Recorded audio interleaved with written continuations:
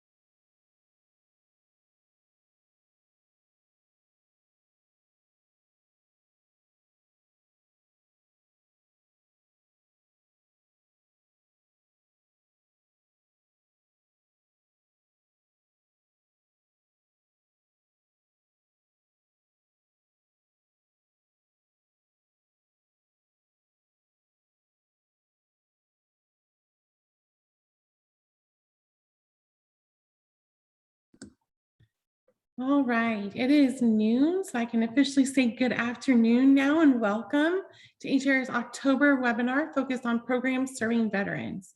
It's hard to believe that we only have one more session left in this annual series for 2021. My name is Karen Driscoll. I'm HR's Director of Political Affairs and TREPAC, and I'm honored to be here emceeing with you today. I'll be passing off the microphone to our guest speakers shortly, but before we get started, I just wanted to point out a few key elements about today's session and the rest of the program as a whole. The theme for this annual program is opening more doors in 2021. Each webinar is geared towards educating the realtor community about programs, solutions, and opportunities for your clients in this ever-changing financial environment. Throughout the rest of the year, we hope to continue to provide information that will create more awareness and take away any stigmas associated with the idea of affordable housing. All sessions will take place on the third Wednesday of the month from 12 to 1:30 p.m. and you can register online at har.com/webinars. And they'll all be available for you. And again, we only have one more session left for the year. Today's webinar will be facilitated by Carlene Johnson, with special guest presenters Chris Fink and Chad Bowman. The objective for this session will be to help you all learn about the programs and opportunities available to our veterans, especially since next month, November, is Veterans Day. We hope that you will take this information and pass it along to your clients. I would like to remind you to put your questions in the chat box throughout the afternoon. You can choose for the questions to go to everyone or just panelists, but all questions will be fielded and addressed as time permits. And Teresa's already been mentioning that in the chat box, as I see some of you have already started utilizing that element. And since I know you will ask, this and all the upcoming webinars will be recorded and available for you to view later online at har.com/HARTV. And we really would like to be able to address all your questions. That's what these webinars are for. So please, we encourage you to use the chat box and get all of your questions answered today by our special guest speakers. So let's meet your moderator for today. Carlene C.J. Johnson is the Houston chapter president of the Veterans Association of Real Estate Professionals, also known as VA Rep. Born in Jamaica, West Indies, she is an Air Force combat veteran who served in the area of conflict during Desert Storm. Carlene is a realtor, realtist, and Houston's first certified divorce real estate expert.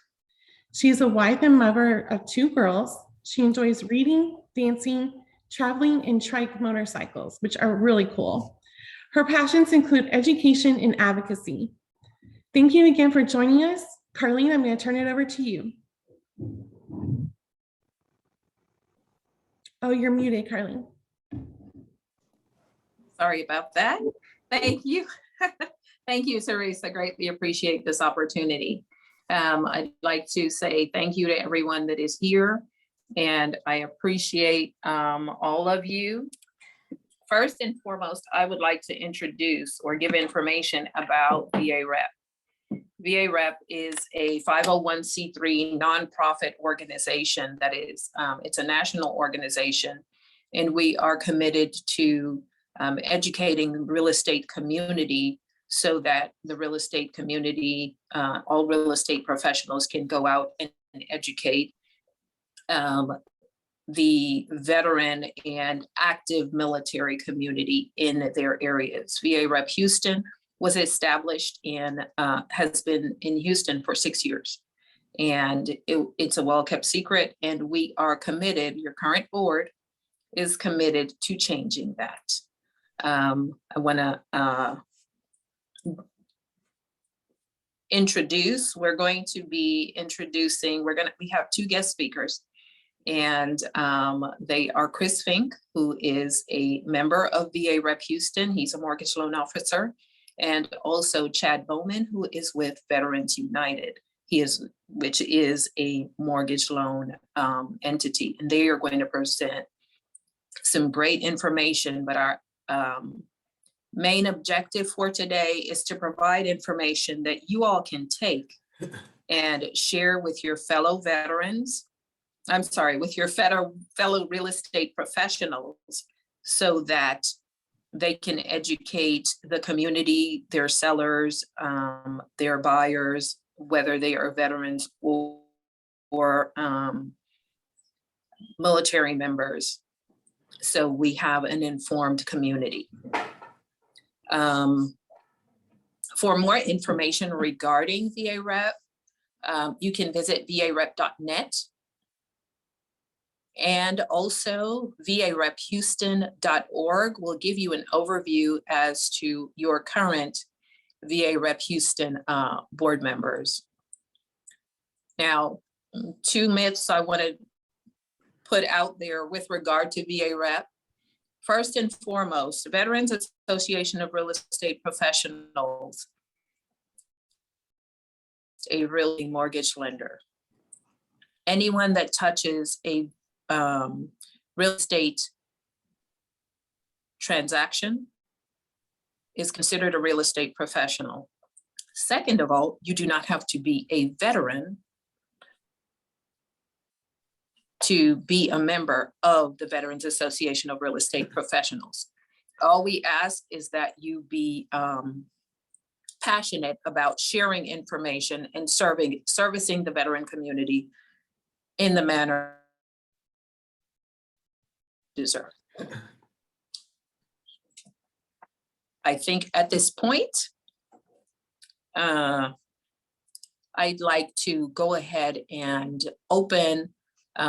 start our information session. First and foremost, we're going to start with the debunking some of the VA loan myths. And to do that, I will pass it over to Chris Fink, and your presenters will give you information as to who they are and an overview as to what they do. Chris? Good afternoon, everybody. I'm Chris Fink. As you can see behind me, I'm a Marine Corps veteran, and I'm a loan officer with Fairway Mortgage. I do all the loan types, but being a veteran, VA loans are they're close to my heart. So I love working with veterans. So what I'm going to do today is I have 12 myths that I'm going to kind of go over.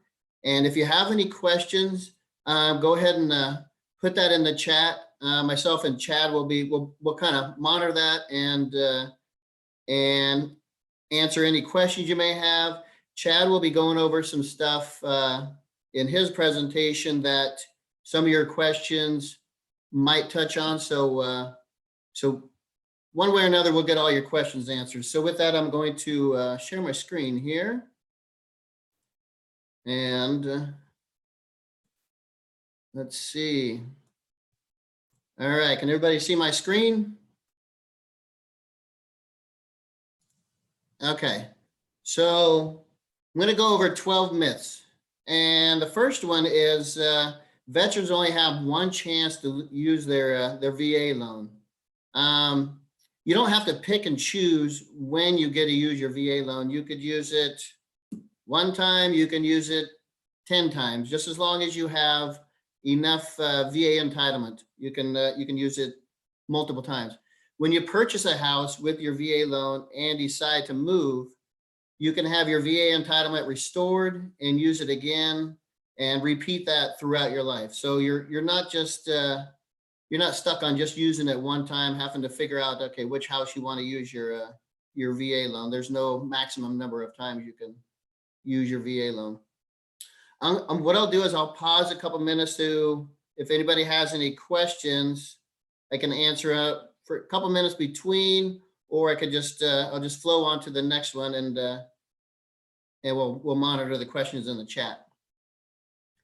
So myth number 2, VA loans can only be used to buy a house. A VA loan's main purpose is to purchase a primary single-family residence, but can also be used to purchase a multi-residence unit up to a 4-plex.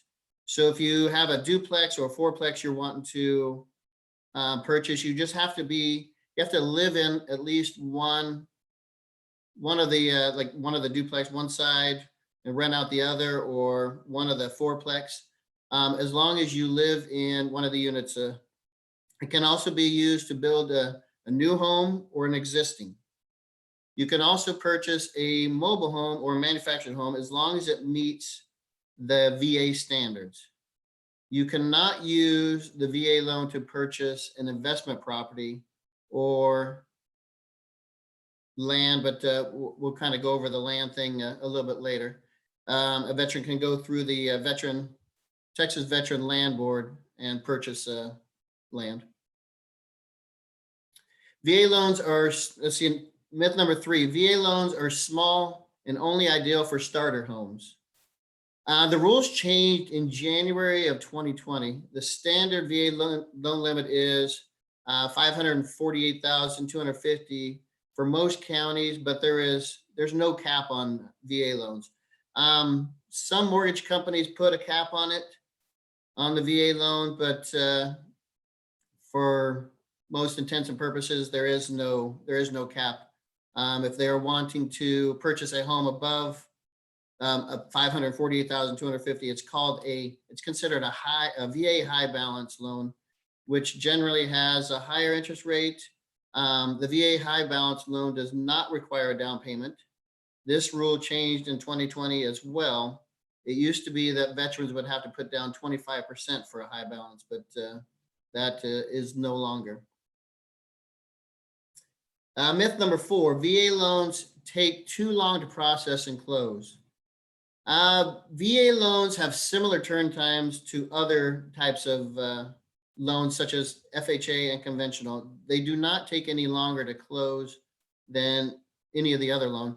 As long as all the I's are dotted and the T's are crossed, a VA loan can close in 30 days and under 30 days.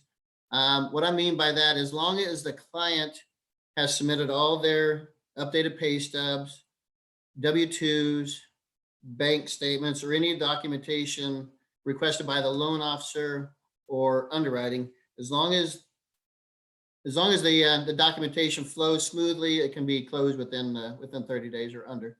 And then any explanations needed that may come from pulling their credit or their bank statements. Number 5, it's too difficult to qualify for a government program. It's actually easier to qualify for a VA loan. Generally, the DTI ratio can be higher, where conventional is around 45, FHA 55. I've seen VA loans get approved for above 55% DTI. It allows whatever the automated underwriting system allows, that's what they can get approved for. Automated underwriting system is our technology-driven underwriting process that provides a computer-generated loan decision. What it does, it looks at the entire picture, and veterans are given much more flexibility than they would with an FHA, a USDA, or a conventional. So yeah, it's actually easier to qualify for a VA loan. Number 6, VA loans are too expensive with the upfront funding fee. The VA funding fee is based on the loan amount. If this is the first time the veteran is using their VA loan, the VA funding fee can be as high as 2.3%, depending on the amount of the down payment. VA loans do not require a down payment, but if the veteran does decide to put money down, they could pay a lower percentage for the funding fee. If they put less than 5%, the funding fee will be 2.3. Between 5 and 9.99%, the funding fee is 1.65. 10% down or more, the funding fee will be 1.4. If this is the second or subsequent use of the veteran's VA loan, then the VA funding fee can be as high as 3.6%. And subsequent usage has similar structures for down payment. Less than 5%, they will pay 3.6%. Between 5 and 9.99%, the funding fee will be 1.65, and 10% down and over, the VA funding fee is 1.4. This is set by Congress and can change every 2 years. The current funding fee structure is in place from January 1, 2020 to December 31st, 2022. There are ways to avoid paying the VA funding fee so that expense can be minimal or nothing. VA funding fee can be paid at closing, or a veteran can choose to finance the VA funding fee into the loan. And ways to avoid paying the VA funding fee is if you receive a 10% VA disability or higher, you will be exempt from paying the VA funding fee. And also if you are a Purple Heart recipient. The funding fee allows the Department of Veterans Affairs to continue to offer other veterans the same home purchasing benefits in the future.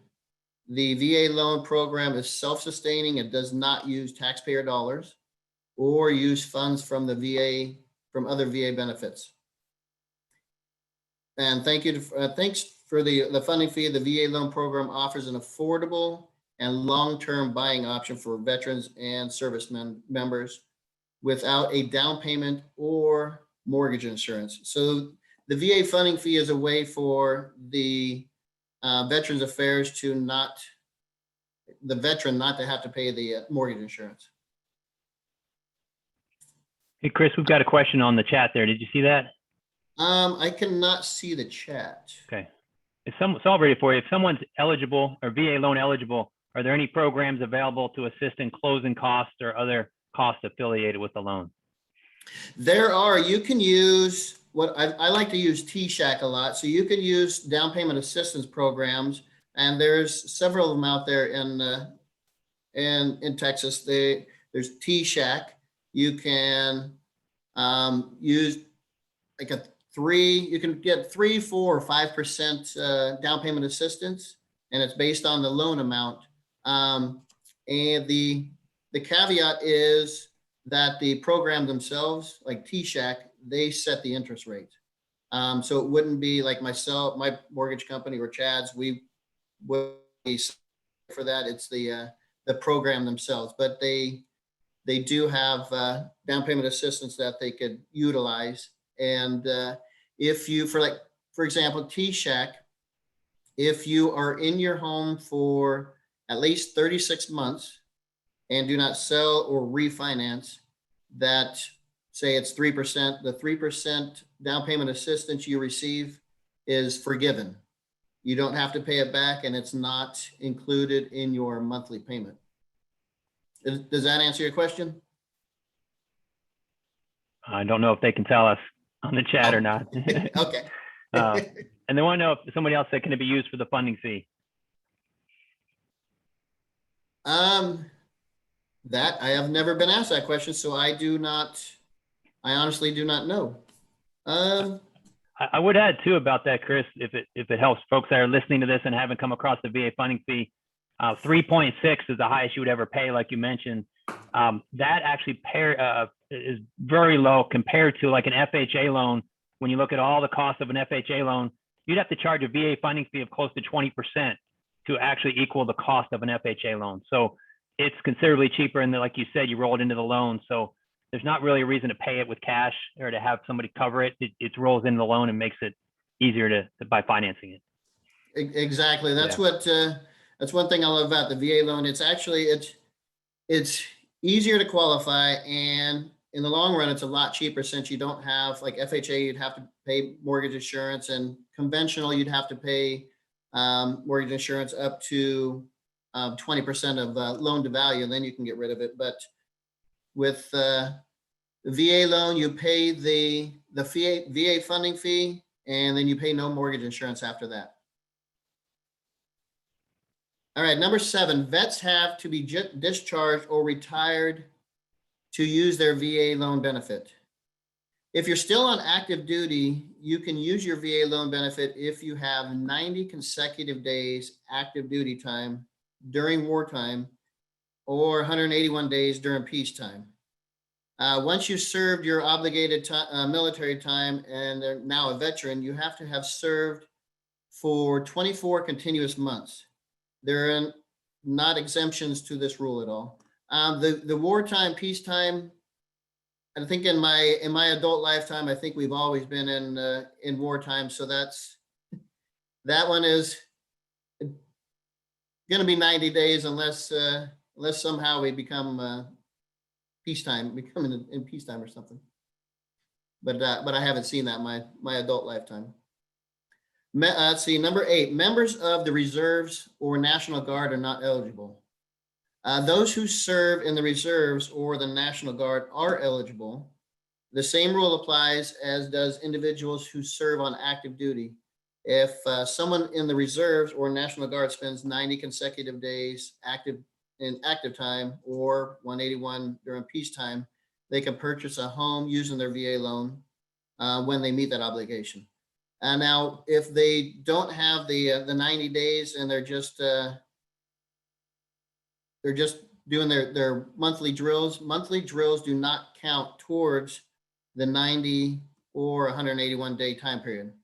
If someone who served in either the reserves or National Guard does not have the consecutive active duty time, they would not be eligible until they have 6 years of service. So they'd have to be in the reserves or National Guard for at least 6 years. But most of the time, National Guard and people in the reserves do have 90 or more consecutive days of active time. Number 9, vets who are serving away from home or overseas can't get a loan until they return to occupy the property. This is not true. They can. If they are married, the spouse can live in the home while the service member is away. Also, if a spouse has power of attorney, allowing them to purchase a house while you are deployed or the veteran is deployed, they can use the VA loan to purchase a home. So the veteran can be deployed away from home, and still their spouse can purchase the home. Number 10, widows or widowers of vets are not eligible for the VA loan benefit. They are eligible as long as they are not remarried. If they get remarried, then they would have to marry another veteran in order to be able to use the VA loan. But if they haven't gotten remarried, then they could utilize their deceased spouse's VA benefits.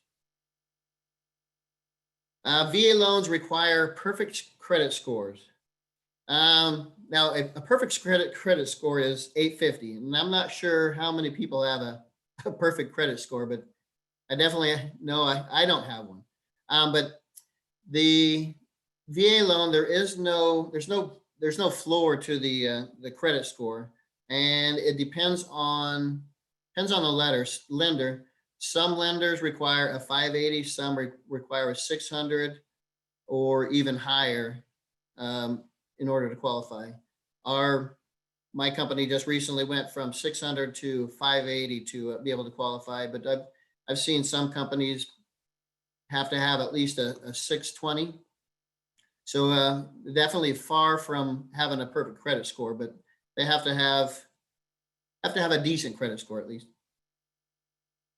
Hey, Chris, real quick, there is a question on chat about the VLB loan, working for Guard, National Guard, just 90 days. They need 90 days of active duty. But I'm going to cover the VLB program when we get there at the end of the VA section. Yeah. That worked. Let's see, number 12. The VA appraisal is a nightmare. I guess it depends on how you look at nightmare, but as long as the place that you're purchasing is mechanically, structurally, and foundationally sound,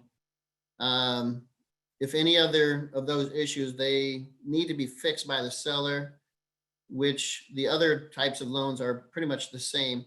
The only, I guess, major difference on the appraisal side is when we request to have an appraiser go out and do an appraisal on a home, we cannot contact the appraiser. We have to wait 10 days. And then after that 10 days, we can communicate with the appraiser, say, okay, when are you going out to the house? And, but before that 10 days, we have a 10-day waiting period, and that's a hard and fast rule through the VA. Unfortunately, that's a little bit different than most of the other loans, but it's one of the things we have to work with on the VA side. Now, a couple other things that are not on the myths. In the state of Texas, if you receive a VA disability between 10 and 90%, you can be exempt from paying up to $12,000 in property taxes. The veteran will need to file with their prospective county. If the veteran is 100% VA disabled, they may qualify to be completely exempt from paying property taxes. They will still have to pay MUD taxes. And also, depending on the lender, if the veteran is 100% VA disabled, the property taxes can be excluded when applying for a loan and will not be escrowed. You do not have to pay mortgage insurance. The VA funding fee makes it possible for a veteran to not have to pay mortgage insurance, and 100% financing available and no down payment. Let's see, that pretty much that goes over all the myths. And if you have any questions, definitely put them in the chat. And I will turn this over to Chad now. All right, Chris, there was one question. Okay. Where can we get information on the assistance program? So that might be T-Shack. Correct. That, Vonda's asking about. Maybe we can provide that information at the end in that email that Karen referenced. Yeah, I can. We could add the website and then some additional information and stuff in the email that goes out. Okay. And there's another question. She said, I have a VA loan, was told I had to escrow mortgage insurance. So VA loans never have mortgage insurance. So there's no way to really escrow that. They might have just meant the insurance for the house, homeowner's insurance. Of course, you have to escrow that. Yeah. Yeah, we can always talk offline about that too if there's something different going on. Yeah. Yeah. Taxes, and if they do have to pay taxes, taxes and insurance, you still have to escrow that, but there is no mortgage insurance to have to be escrowed into a VA loan. Cool. Right on track. Thank you, Chris. All right. Karen, if it's all right with you, I'm going to get rolling in the next section here. I'm just going to share my screen. Let me get that in front of me here. Can everybody see the screen? It just says Texas VA Home Loans. Looks great, Chad. All right. Thank you. Appreciate that. We are going to try to keep track of the chat here. I'm going to dig in quite a bit on VA loans, just kind of not so much the myths, more on really the benefits of the program and things like that, and some things that we've been dealing with a lot in this current market. So in fact, I'm going to go over that in just a minute. I'll tell you where we're going with this. So real quick, webinar reminders. If you could stay on mute. I'd say, oops, sorry, got ahead of myself there. I'd say hit the space bar to speak, but with so many people, I don't know if we're going to do that today. So let's stick with the chat. Use the chat for questions. We're going to keep monitoring that. Try to stick to the questions related to the slide that we're on. If I know the question is going to be answered later, I'll just let you know, hey, I'm going to cover that. If not, we will have Q&A at the end of the class here, at the end of the webinar. And then I'll have a download in the chat where you can grab a copy of these slides that I'm going over now. They are not made for the veteran directly. If you just hand them this, it's way too much information. I think it'd be overwhelming. But you as a realtor can certainly work with that information and even use some pieces of it to kind of promote your business and to promote, the content that we're going over today. Chris, did you send that out? That's from you. Okay. I was gonna say, that looks like a long question there in chat. All right, good deal. So my qualifications, just a quick background here. I was in the Marine Corps 30 years ago. I was a machine gunner, served my 4 years active duty during the first Gulf War. Then I attended the University of Texas McComb School of Business, majored in finance. I'm a numbers guy. It's why I love the VA loan, because numbers tell you what works and what doesn't, and VA just crushes it. So that's why I'm so impressed with the VA program. 2004, I got into the mortgage business. My first purchase loan was a VA purchase loan, and that's all I've done for 17 years. I know it sounds crazy, but that's what I love doing. 8 years ago, I opened the first Texas branch of Veterans United Home Loans. We're the largest VA purchase lender in the country. Last quarter, we funded more VA loans than the next 5 competitors combined. When I say VA loans, I mean VA purchase. We're not big into refis, but we do a lot of purchase loans. So what I'm trying to get at is I spend my day working with veterans, helping them buy houses, and working with realtors, answering their questions and helping them help veterans use their VA benefit.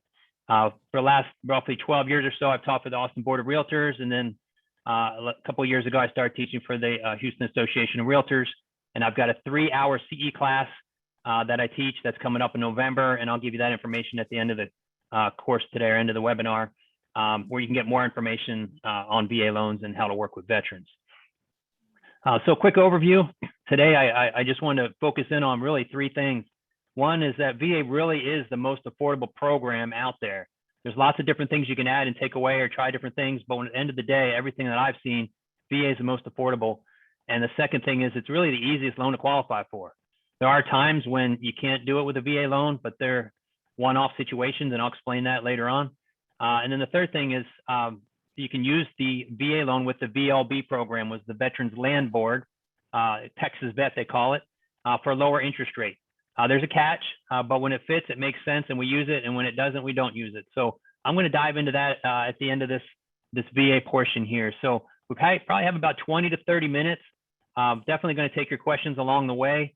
If we get too many of them, we'll hold them to the end. But for now, go ahead and just hit me up as we move through the material. Usually I can see the whole class, so I can see everybody's faces and I know where we're at. But this case, it's a little bit different with the panel. But just put those questions in chat and I'm happy to help.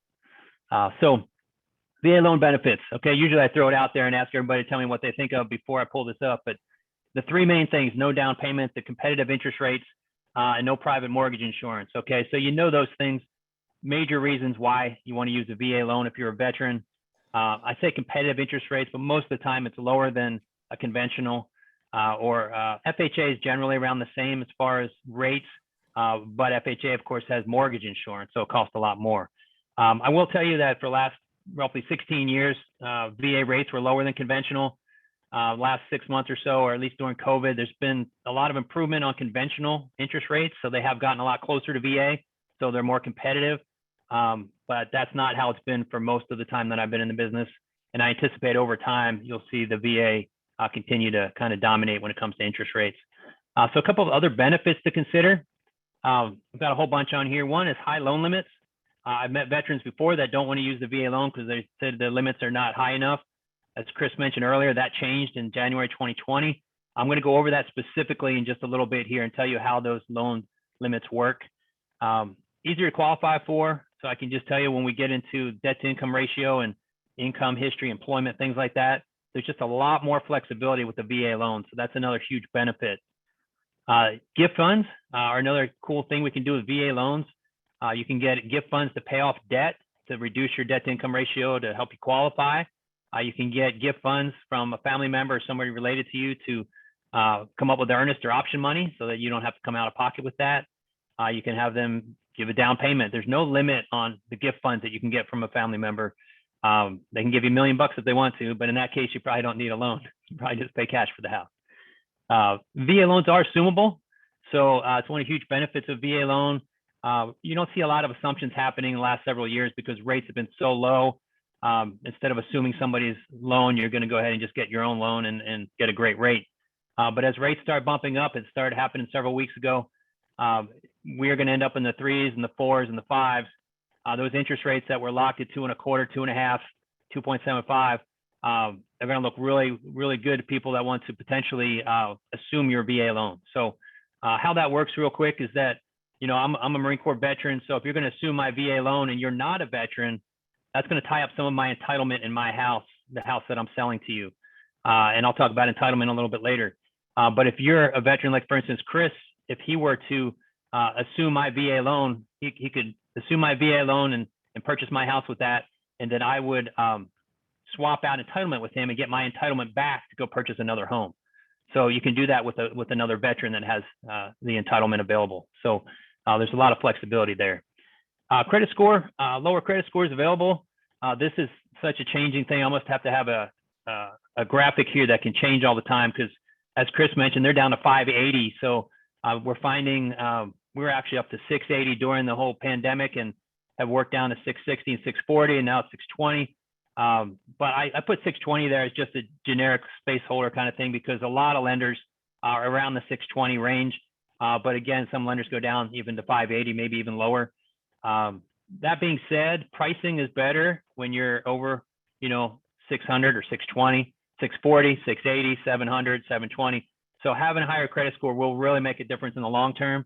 So a lot of companies, including Veterans United, including Fairway, a lot of the big VA companies, VA loan focused companies, provide a free in-house credit repair to help people, even loan officers that just simply give veterans the advice on how to get their credit scores up so they can either get better pricing or at least get to the minimum that the company needs to qualify them. So that's another thing I see a lot of is lenders out there helping veterans, with credit so that they can be able to get into a house. But again, a lot of flexibility there on the credit. And then cash back at closing, it's another huge benefit to the VA loan. What we mean by cash back is not 10, 20,000 cash in pocket. It's just that if a veteran puts, a couple thousand into their earnest money and option money and they pay for the appraisal and the actual closing costs themselves are covered by the seller, covered by a credit from the lender or covered by a credit from the pricing and how they set it up. If everything else is paid for, then they can actually get their earnest and option money back. The market changes quite a bit. In the last couple months or so, it's been hard to get seller contributions to cover closing costs, so we haven't seen as much of that. But in the past and probably in the future, there'll be more opportunities for a buyer to get the closing costs covered by the seller, just factored into the price. That's all they're doing. They factor that into the price, and it makes it possible for that veteran to get their earnest and option money back at closing to really minimize their cash out of pocket. So a lot of flexibility there. A couple more benefits of the VA program, and I'm starting with benefits first because I really want to get a feel for all the things that makes VA so great. Lower monthly payments. Okay, so VA, USDA, conventional, FHA, they're the 4 major programs. And no matter how you do the numbers, no matter what assumptions you make, VA is going to be the lowest payment because it doesn't have that mortgage insurance. USDA is a close second if you're able to fit the income qualifications and buy in a certain area. Conventional, of course, depends on the mortgage insurance and things. And then FHA is generally the most expensive because of the mortgage insurance, but sometimes it's the best program for somebody if they don't have, the other option to go VA. So just pointing out a couple things. I'm going to throw a bunch of numbers at you, just a couple of slides, because I've had people say, well, I want to see the numbers. How much better is it? So another thing too, the savings going VA compared to these other programs, compared to USDA, conventional, FHA, compared to an FHA, you're talking close to $20,000 savings just in the first 10 years. So it can really make a difference for a veteran. And sometimes, the veteran doesn't even think about VA because they got out 20 or 30 or maybe 50 years ago, and they're not thinking, hey, I'm going to use my VA loan, or they think you can only use it once. Chris said that's a myth. You can use it more than once. You can have multiple times. And so they might not have been thinking that they could use it again, but if you're the realtor and you ask them, hey, did you serve? And they say, yes, they did. You can tell them, hey, you can use it multiple times. So there's a lot of things you can do there to help a veteran remind them of the option to go VA. More buying power as well. And this is a very conservative slide here. If I were pre-approve somebody for $300,000 on FHA, if all I do is remove the mortgage insurance, just remove the mortgage insurance, they can pick up a roughly 25 to 30,000 more, basically a 10% more buying power just by taking the mortgage insurance out. On top of that, there's a lot more flexibility with DTI. I'll mention later too, we go up to 65% on VA. Most people are not doing that. We're going to 45 or 50, but some people can get to 55. Some borrowers qualify for 60 and some can go as high as 65. That would take this home price to 400,000. So there's a lot more flexibility with VA, giving you more buying power. And of course, the difference between these two homes right here, in this case, the payment's the same. Okay, one house costs 30,000 more, but the payment's the same. The difference is on the VA one, I'm not paying mortgage insurance, so I'm able to buy more house. So just a huge benefit there to VA. So quick summary: easier qualifying, more buying power, less cash out of pocket because you don't have that down payment, of course, and lower payments. Without having that mortgage insurance, it really makes a difference long term.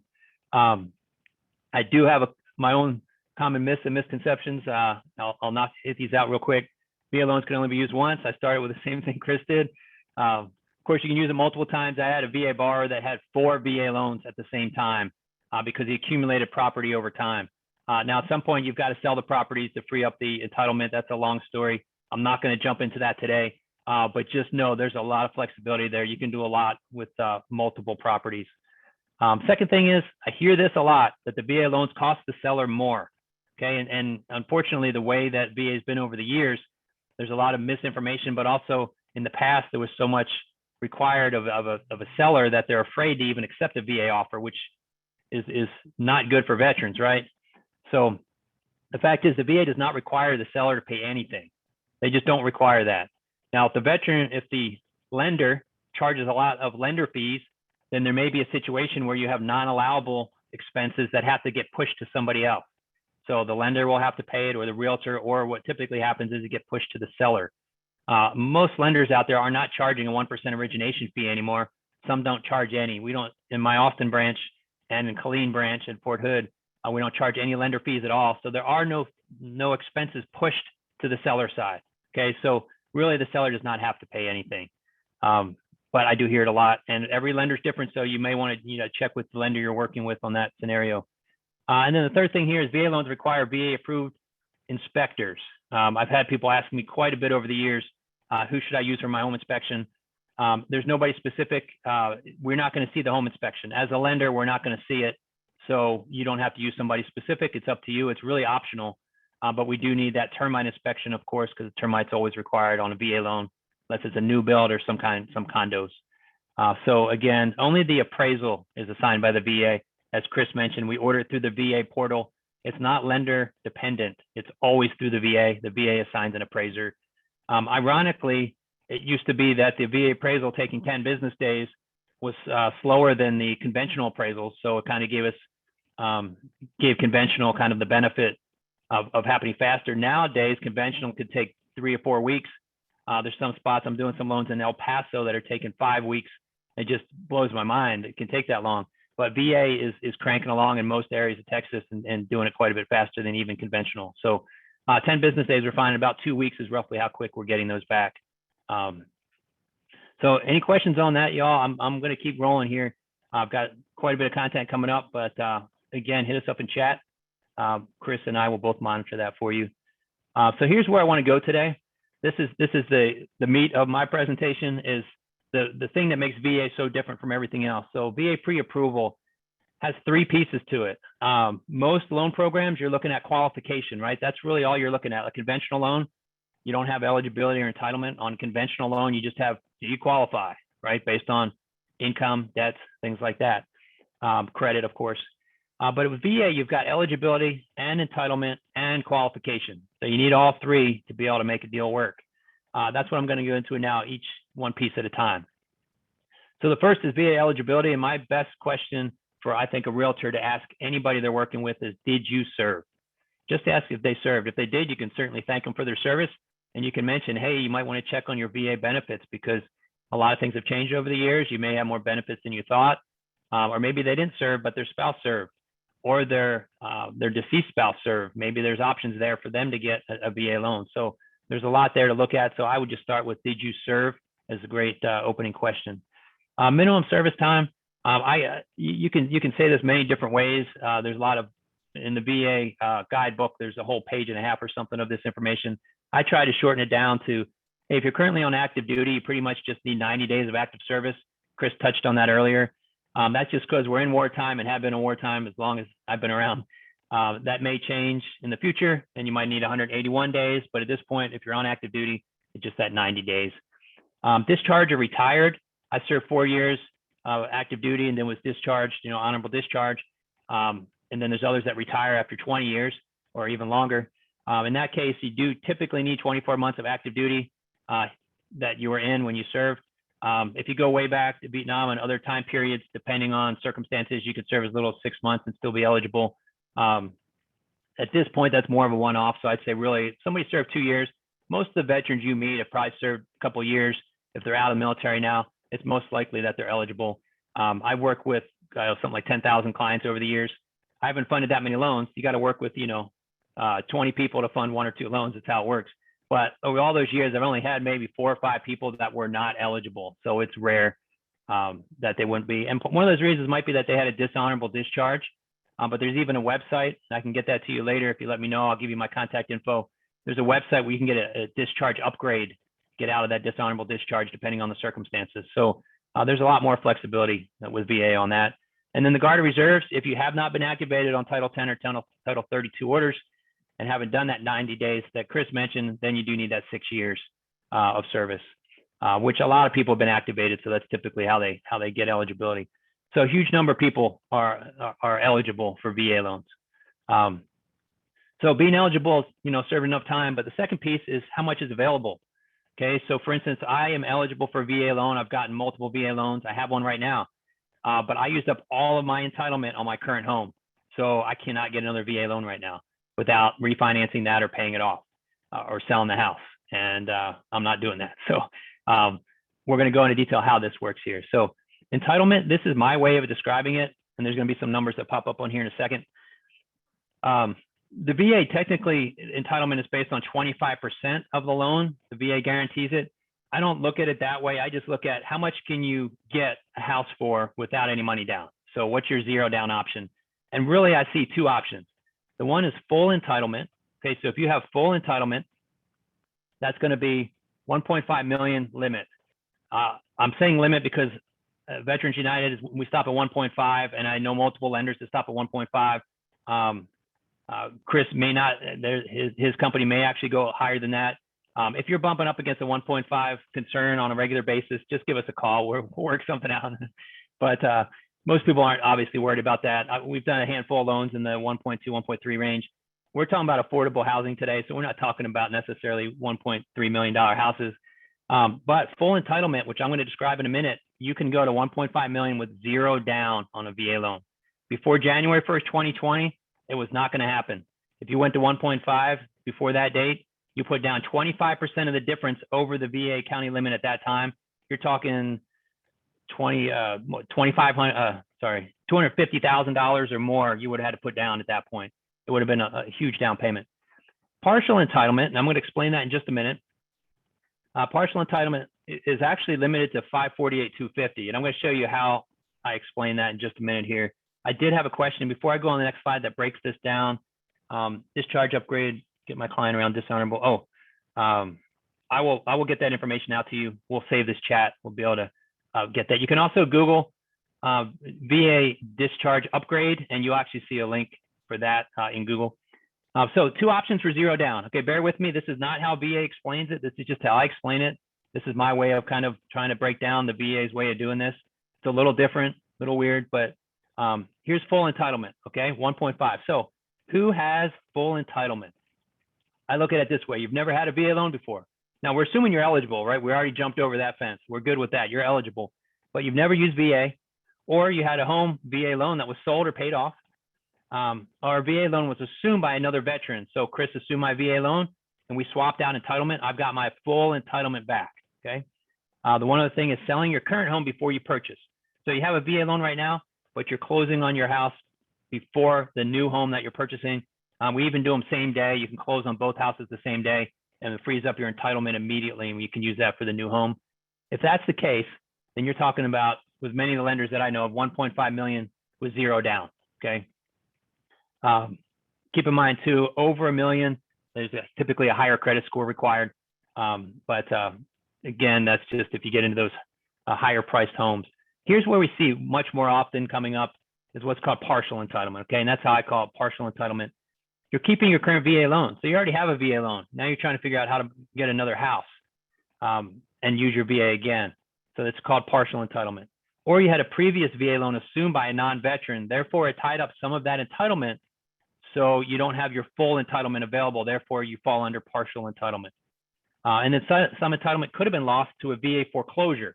That's another way that some of the entitlements could be tied up because of a foreclosure. You owe money to the VA. In that case, we look at the VA county loan limit, which in Texas in every county is $548,250. If I call it the VA limit, it's not really the VA limit. It's the county loan limit. And even conventional loans use this number to consider a jumbo loan as anything over this. This number, we're towards the end of October right now. January 1st, this number will likely go up. It goes up every year by quite a bit. So this will change.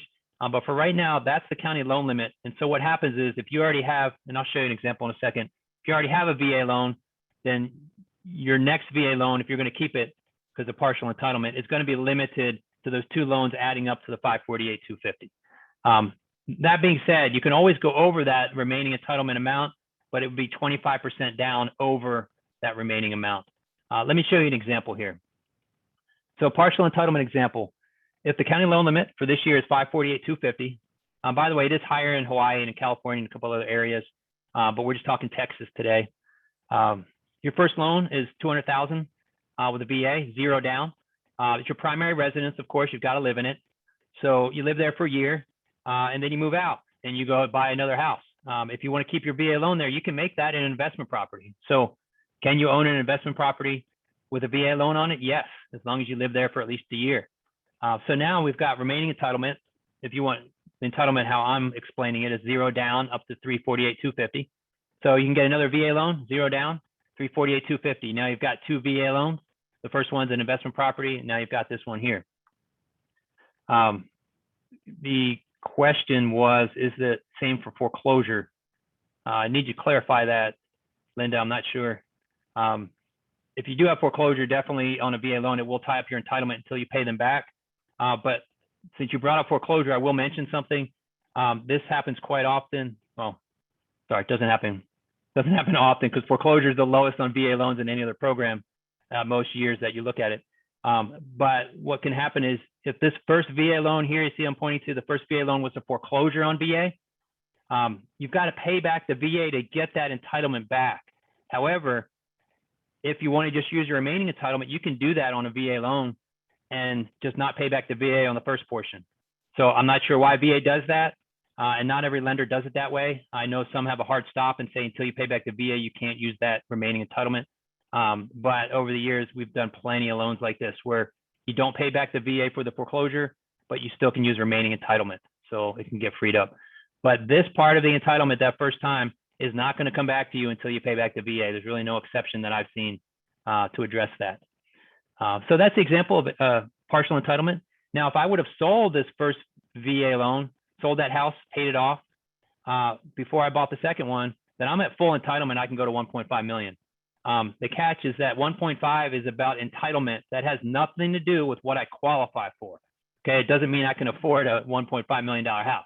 We're going to talk about that when we get to qualification. So, well, there we are, part 3. All right, I served 4 years in the Marine Corps. I do have a VA loan right now, but if I did not have it, I would have full entitlement. But I still have to qualify. So I've had some tough calls over the years with veterans where, you know, they served a lot of times at the Vietnam vets, guys, I mean, some serious combat duty over the years. And they have the eligibility, they have the entitlement, and I can't get them a VA loan. And the reason is their credit is too low to do a deal, or they just don't have any income or enough income to qualify for anything. That's tough. That's where you might have to look at some other different programs out there to help. A lot of times it's just credit issues, and we can just get them in a free credit repair program and help them bring their scores up. So there's a lot of support out there for that. But qualification just comes down to how much can you afford. So this is not a VA slide. This is my slide. I say look at good things and bad things. It's my interpretation. Good things, 620 FICO score, or in Chris's case, you can go as low as 580. So that's a huge opportunity there, because most lenders with conventional are not going to go that low. And if they do, the interest rates would be absurd, whereas VA is still going to be very competitive. DTI, that's a debt to income ratio up to 65%. Again, most people buying a house are not going to 65%. We're going to 30 or 35, 40, maybe 45, maybe 50. But with a strong file, you can go as high as 65. On a conventional, you're pretty much stopping at 50, and that's it. So there's going to be a lot of different, a lot more options there with VA, bigger numbers as far as what you can qualify for. 2 years of stable income, it's really easy. You don't have to have the last 24 months. You just got to go back far enough to pick up 24. Or for many veterans, they just have like 100% disability rating, or 90% or 80%. They're getting a check from the VA. They can be receiving that for 1 month, and we can qualify them. So just keep that in mind. A lot of veterans have that income as well. The bad things, okay, that's again my term, not the VA's term, but the debt to income ratio includes child care on a VA loan. Okay, that doesn't make sense to me, but that's just how they do it. To this day, I don't understand why they do that. The rare time that I could not do a VA loan, this is years ago, I couldn't do a VA loan for somebody because of the child care. I had to flip them to an FHA loan because we didn't have to consider that child care. So now they have a higher monthly payment with mortgage insurance because the VA felt like they were, the VA loan was going to be too high of a payment for them to qualify because of the child care. Kind of crazy, but it doesn't come up too often though. Debt to income includes spouses' debts. So we're in a community property state. So in community property state on a government program, FHA and VA, we do have to pull the spouse's credit report, and their debts are going to be counted as community debts basically for the loan. There are ways to sometimes use the spouse's income to offset it. There's different things we can do. But however, on a VA loan, we cannot use a co-signer on a VA loan. So if somebody wanted to be a co-borrower with me and they wanted to occupy the house with me, then yes, we could do that if they're a veteran, or we make a down payment. There's a lot of other things involved there.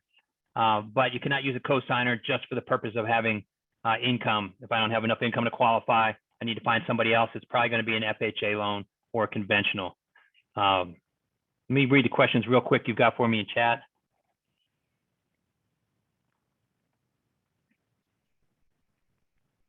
Wow, that's a lot going on, Elvonda. Hey, Chris, dig into that one for a second. I'll get back to you on there. Amanda said if there's childcare, it automatically disqualifies. No, I wouldn't say automatically. No, plenty of people have childcare and we do loans for them. It's just that we've got to get creative if that's going to hurt them on their DTI to where we can't do a loan. I honestly have not had that come up in a very long time. But I guess the way home prices are so much higher now, I think over the years that now childcare is a much smaller percentage of that. So it doesn't really affect it the same way it used to. So probably not the best. Maybe I could even update the slide to take that out. But I just want you to be aware of it, that sometimes that does come in as a potential debt, just like a car payment or student loan, things like that. So if spouse is not on the loan, yeah, it's called a non-purchasing spouse. If the spouse is not on the loan, we still have to count their debts because we're in Texas and it's a community property state. Otherwise, what people would do is move all their debt to their spouse and then go apply for a mortgage. And you can do that in other states and just apply for a mortgage on your own, and then none of your debts are being counted. Can we save this chat? Yeah, I think we're going to be able to do that. What's it? So, Elvonda, we go back to that question, Chris. Purchase. I'll answer it in here. Yeah. Okay. There you go. Somebody said no option. I think we'll find a way to save it. I bet we can do it. All right. So I'll keep it rolling. I was worried about not having enough material, but we definitely got some. I want to make sure I get to Texas Vet here today, guys. We'll get there. So I'm almost wrapped up this portion of it. Derogatory events, real quick. VA is super flexible on this. Just 2 years after bankruptcy or foreclosure, which is really good. Most loans, it's 3 years, 5 years, 7 years, that kind of thing. 2 years on the VA. However, that does assume that you reestablish credit. It's so important to reestablish credit since that bankruptcy or foreclosure. You can't just sit back and wait 2 years and then expect to get a home loan. Okay, it's really important to watch for that. And then forbearance, you're okay if you're out of forbearance and the payments are caught up. It's probably different for every lender, so I won't focus too much on that today. I want to get to this pre-approval letter. Okay, this is an older one, so don't worry about it. That's when rates were crazy high at 3.75, which at the time was crazy low. It's funny the world we live in. And back when 120,000 bought something. So anyhow, this is what we're getting at. To get to this pre-approval letter, we need to make sure you are eligible as a veteran, that you have the entitlement, and you're qualified. So that's why we don't knock these things out on 2 minutes over the phone. We've got to double check all this stuff and make sure it's right. VA loans take a lot more work on our end to make it right. But once we've done that and done the work, it makes such a difference for veterans. I showed you earlier on those benefits. So, a quick question about veteran daughters' income being counted. If they live in the house, they would have to be on the loan for their income to count, actually. It's hard to think about this one on the fly. The father's caretaker. I mean, there's a lot involved there. If you have somebody on the loan that's not a veteran and not their spouse, you can have a down payment of 12.5% to 14.5% down. There's a lot of factors there, but you can follow up with Chris or myself afterwards, and we'll give you more detail on how that might work. Happy to help there. So go through a couple more things here. Property requirements. Okay, so primary residence only, 60 days to occupy. So you can do a lease back to the seller, but it can't be more than 60 days. 1 to 4 unit property that Chris mentioned, you can lease out the other units, but you do have to live in at least 1 unit. New or resale or existing homes, fine. And condos are okay too. They just have to be VA accepted. Or if they're not, you have to kind of go through a process to get them VA accepted. And there's a website. You just Google VA accepted condos, VA approved condos, and it'll pop right up for you. And you can look them up there. So let's talk about VA offers before I get into Texas Vet. This is my last portion of my VA class here, VA webinar. How to make your VA offer stronger. A lot of this applies to pretty much any program, but when a VA is up against a cash offer or conventional, it's tough. It's tough to compete with that. So here's just some of the ideas. Obviously, you can increase the option money or waive the option period. We're talking about affordable housing, making it more affordable. Then you might not want to throw money at it, and instead just be more flexible on a shorter option period or no option period. Increasing earnest money, that's if you have the money to do it. I see a lot of buyers opting to pay the title policy and survey and then not realizing how much they committed to. So as a realtor, I would recommend being careful with, if you say, hey, you've got to pay the title policy here to make this deal work to beat out the other offers. Make sure they understand how much that's going to cost them. That's all. And if they're cool with another $2,000, $3,000 at closing because they're paying the title policy, then hey, that's cool. But if not, they really need to be fully informed about how that's going to work. Don't ask for seller contributions if you're trying to make it more attractive to the seller. Of course, I recommend seller contributions to help minimize the cash out of pocket for the veteran. So it gets tricky there. Offer shorter financing deadline or closing time. As Chris mentioned, we're closing VAs in 30 days or less. I try not to guarantee less than that because you just don't know that you take a week for the inspections and then 2 weeks for the appraisal. You still need a week to issue the notice of value on the appraisal and get prepared for closing, final approval, all that kind of stuff. But I will go into this real quick. It's just using an appraisal contingency waiver. I can tell you about 6 or 8 months ago, I had never even heard of that. We're talking, 17 years in the business and never even heard of it. And then it became a subject of conversation every day for weeks and weeks, most of the summer, in fact. Realtors calling mostly, asking about this appraisal contingency waiver. And the TREC form, form 49, I believe it is, does not, it says at the top, not for FHA or VA. So everybody's asking me, well, what do I do? So I'm going to talk about that real quick since it keeps coming up. I think it's an important conversation. So appraisal contingency waiver. Okay, yes, you can do it on a VA loan. Technically, it's not really enforceable because the VA wants the veteran to have the option to walk away if the appraisal comes in short, but the buyer still has the option to agree to paying a shortage. However, an appraisal is still required. So I'm not talking today about waiving an appraisal and just not doing one at all. That is possible sometimes. Some people have done that on conventional, maybe some other programs, but we're not talking about that. We're still getting an appraisal done, just like we always do. But the buyer is agreeing to cover the shortage. If the appraisal comes in short, they're agreeing to cover the shortage. It's either a full or partial waiver. So full waiver, you're just agreeing whatever the shortage is, you're going to cover it. And partial, you're agreeing just a certain amount. So let me give you an example. So $400,000 sales price, okay? The appraised value of $350,000. Okay, so this house came in short on the appraisal by $350,000. There is a dispute process you can go through, submit to the VA, and they may come back and increase that for you, but the odds of that happening are very, very low, unfortunately. So if, by the way, if the appraiser is working on the appraisal and has trouble finding comps to support that $400,000 sales price, they will and are required to issue a Tidewater notice to let everybody know, hey, I'm having trouble finding comps. And then the realtors on both sides can find comps and provide them to the appraiser to give them a shot at actually making value. And many times I've seen that work, and I've actually had times where the realtors submitted no comps and it came in at the sales price. So it doesn't always mean it's coming in short. It just means they might need some help to get there. In this case, it did come in short, $50,000. So the zero down VA loan is going to be limited to $350,000 in this case. We can't go to $400,000 because it only appraised for $350,000. So if you sign an appraisal waiver for the contingency, waiving the contingency, then you're going to have an extra $50,000 due at closing. I point this out. It's so important that the realtor fully inform the buyer of what they're putting themselves, what they're agreeing to. Hopefully it was a partial waiver. Of course, you'd have less cash due. If it was a $10,000 waiver, then they would have covered $10,000 of the shortage, but not the whole $50,000.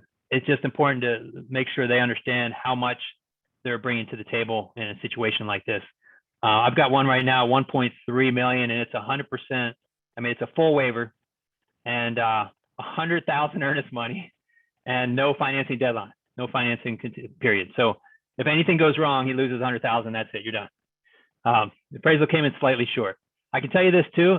We're talking about this, this appraisal contingency waiver, specifically related to appraisals coming in short. We do not see it happen on VA any more common than any other program. We've looked at things nationwide. That there's a myth about VA loans appraisals coming in short more often. It's just not the case. The numbers don't point to that. But I have started tracking it a couple months ago. I started tracking it, and the vast majority of the appraisals we got this summer were coming in above sales price, which isn't normal. We don't usually see that. Usually it's right at the price. So I had just a handful come in short, and another 150 of them come in over. So it's just a an interesting market to see that happening. That's across the state of Texas, not just one particular area. So real quick to finish this part up, sorry, I get so many questions on this. I want to make sure everybody's aware of it. What form to use for this waiver, okay? Here's what we don't recommend. The TREC form 49-1.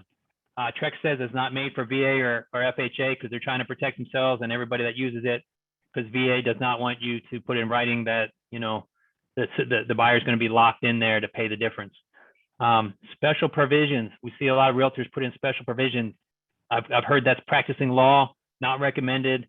Of course, I'm not telling you what to do or not do. I'm just saying we don't recommend that because we've seen that people get in trouble with that. Third-party financing addendum. We see people, the home price is $300,000. They put that it has to appraise for at least $250,000. So that potentially is a $50,000 difference that you'd have to make up. It's not necessarily interpreted that way by everyone. So I can tell you we have loans right now. We've had loans we funded in the last couple of months that use the appraisal waiver addendum. We've had others that use special provisions, and we've had others that use the third-party financing as a way to do this.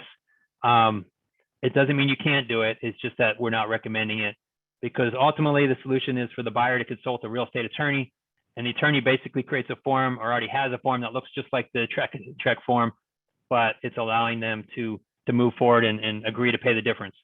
The reason that's recommended is simply because now it's not that the realtor told me to make an offer and waive the contingency. It's an attorney I met with, sat down with, they explained what I'm committing to.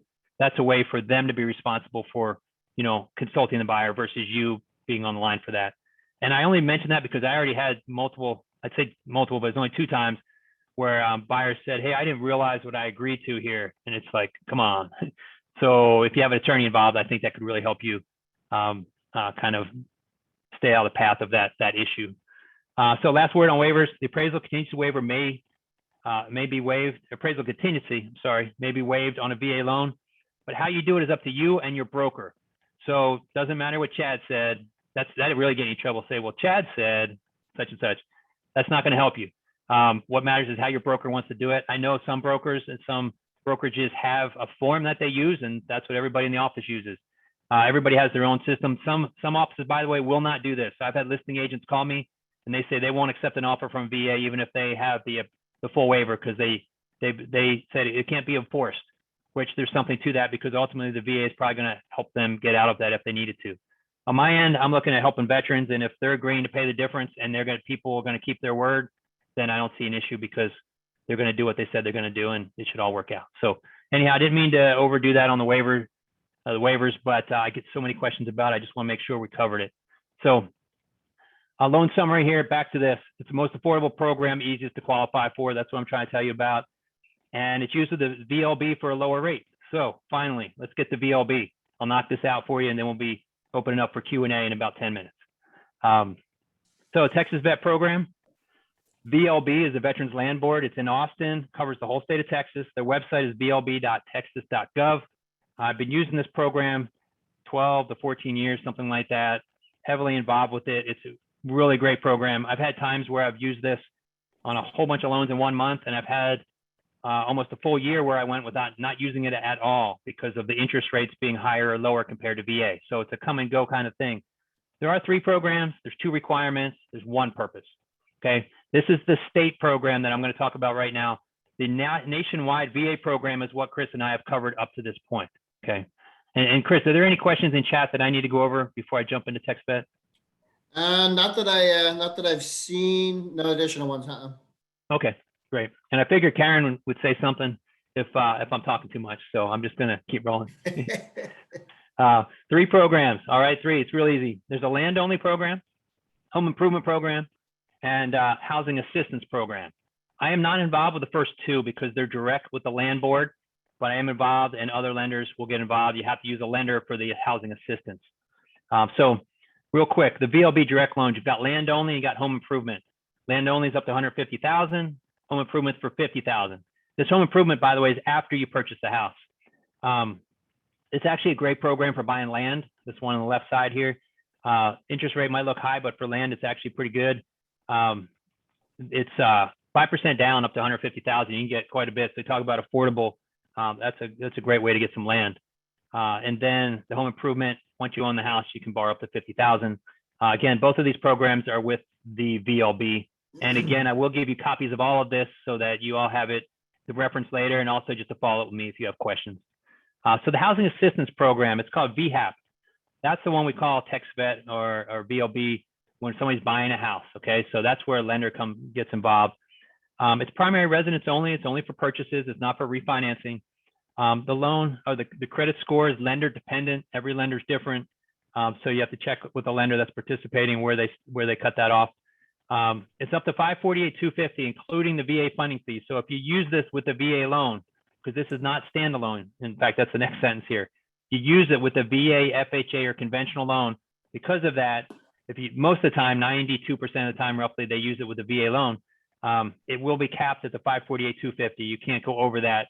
If you want to buy, for instance, a house for $648,250, you'd have to put $100,000 down because the most loan you're going to get from the VLB at this time is the $548,250. And yes, can you get land with the VLB? Yes. So I showed you there's 3 programs. There's land, home improvement, and housing assistance. You can have one of each of those programs at the same time. So you could have a land loan with them, home improvement, and a housing loan all at the same time. You could also have a VHAP loan that we're talking about right now with FHA, and then have a VA loan somewhere else. So they don't have to be used together. It's just that most of the time a veteran getting this program is going to use it with VA.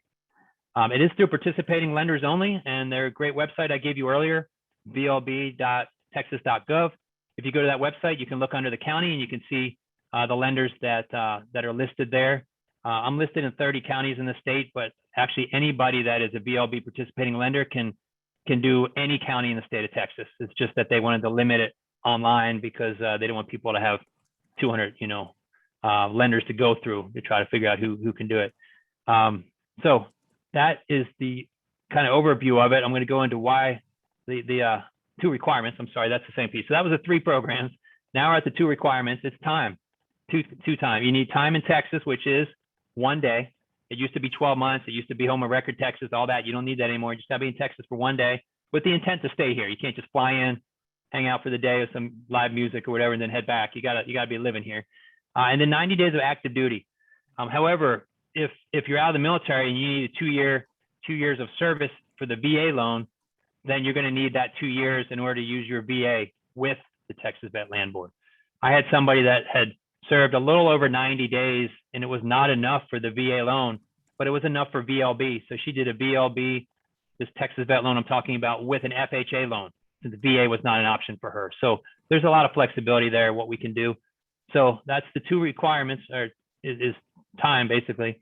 And then primary residence only, single family detached town. It can be a condo up to 4 units. Manufactured homes are fine if you can find a lender who does it. It's not for construction or refinancing though. So that's just it's pretty much like VA loans when you see that. The whole purpose is lower rate. This is the last portion I have here for the VLB. The Texas Vet rate is the base rate currently is 2.86. It changes every week after hours. After hours every Friday, and it's 2.86 currently. And then a 30% or more disabled veteran gets a 50 basis point discount. So it drops it down to 2.36. That's mostly what we use the program for, is that discounted rate. And then if you're a reservist, and as it says in the bottom here, an activated reservist must obtain a Texas Vet loan prior to receiving active duty orders. If they're not activated currently, they get a Texas Vet loan and then they get activated. Their interest rate is 0 for the time they're gone, plus 3 months after they return. So it's a pretty huge benefit. I don't know how many of y'all have clients with a 0% interest rate on their home loan. It's a pretty good deal. Of course, they've got to be activated and head out and serve somewhere. So they pay for it for sure. But mostly what it's used for here is that 30% disabled vet, 2.36% is the current rate. That was as low as 2.15 just a couple months ago. Okay, that was the lowest I'd seen in 10 years, was 2.15. Pretty incredible rate. So here's the catch, right? There's always a catch. There's an origination fee, typically of 1%, a participation fee, typically of 1%, and there are no discount points. This also, some lenders also charge the regular lender fees. So I've seen lenders charge a 1%, and lender fees. I've seen some lenders charge just an origination fee and no participation fee. Excuse me. So there's a cost to it. So It all really depends on the structure that that particular lender has, whether or not it's going to be better or worse for that veteran. But here's how I look at it as an example. Here's the VA rate. Here's the Texas Vet rate. Texas Vet's at 2.36 for the disabled veteran right now. And the closest rate we have on VA, say, would be 2.375.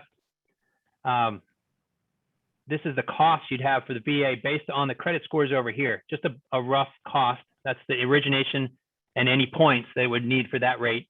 Over here, the cost is the same for every rate. It's a 2% cost on Texas Vet that we just mentioned. So you can compare it over here. Hey, that's much more expensive on VA, so Texas Vet will be better. Over here, we're still better on Texas Vet. Over here, at higher credit scores, you're better with VA.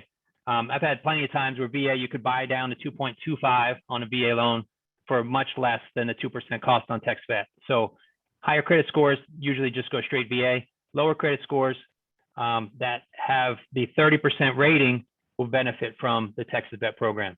So to summarize Texas Vet, finally, here we go. Texas Vet is a rate buy down program. Basically, it's just a rate buy down. That's all you're doing is buying down the rate. Mostly benefits disabled veterans with a 30% or more disability rating and lower credit scores. And then using it is really a cost benefit analysis. We just look at, is it worth it or not worth it? Also, if it costs $5,000 for the program and you don't have the $5,000 and the seller's not going to give it to you, you really don't have that option. So there's a lot to look at there. But we do this every veteran, especially disabled vets. We look at this program and see if it makes sense or not. And then back to the VA summary, most affordable, easiest to qualify for. And as I just pointed out, uses the VLB for a lower rate. A quick action plan for you. Learn the benefits of the program. One way to do that is to take a VA class. Being here today is certainly a great start for you. Sharing the benefits here. You can do that through social media, get the word out about the program, things you've learned. I had somebody in one of my classes do that during the class, and afterwards she told me she got 2 leads from that class alone while she was sitting in the class. Because you start a conversation with people when you share information that you're learning at this webinar. By putting it out there, people ask questions about it just like you are on the chat. And through that, you start conversations, and then next thing you know, you're helping them buy their next house. And then help them find a VA specialist. Fairway does a whole lot of VA loans. Chris has a huge amount of experience doing that. As a veteran, it really makes a difference working with somebody that's a veteran. I found out the same thing just being in the business, that veterans, trust veterans. And we love what we do, and that's what we're here for. I will tell you, my next class is November 16th here at the Houston Association of Realtors. It's 9 to noon. It's on Zoom. You don't have to go anywhere. It's a 3-hour CE. You can easily find that on the website. There's a link there, but you just search the site. You'll be able to see that on the 16th.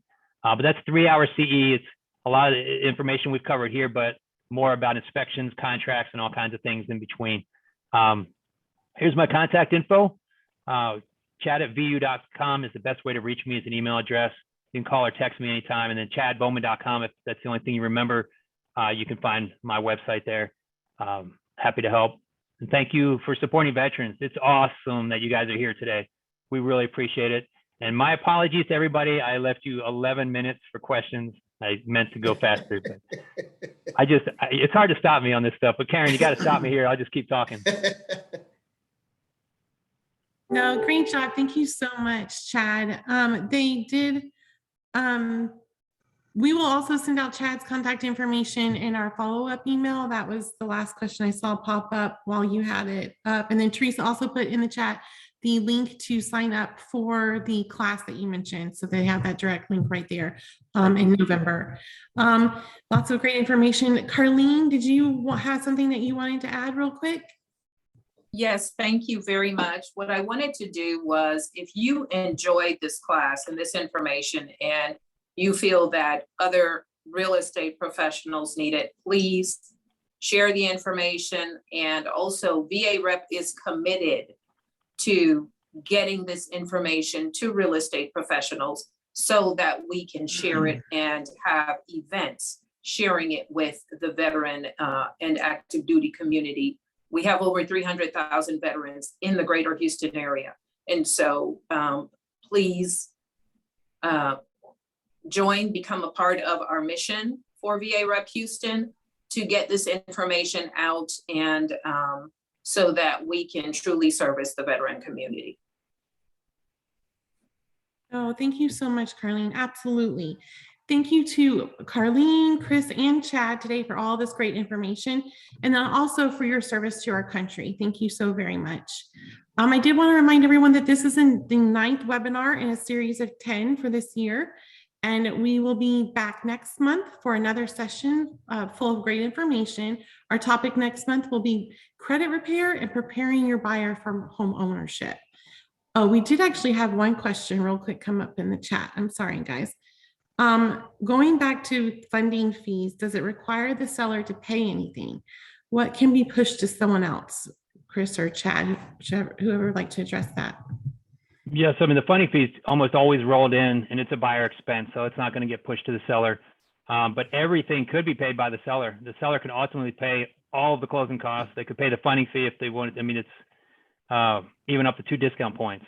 But typically we don't do all of that because that's a lot to hit the seller with. Yeah. Yeah, the concessions for VA loans are up up to 4%. Okay. Thank you so very much. And we are going to save the chat and send that out in our post-event email as well. So we will have lots of information in that email, the recording, everything from Chad, from Chris, about VA rep, and the chat as well. So please remember to join us next Wednesday, November 17th from 12 to 1:30 p.m. And you can register for that online at hr.com/webinars. Thank you for everything today, you guys. And we hope you have a great rest of the week. Thank you, everybody. Take care. Thank you.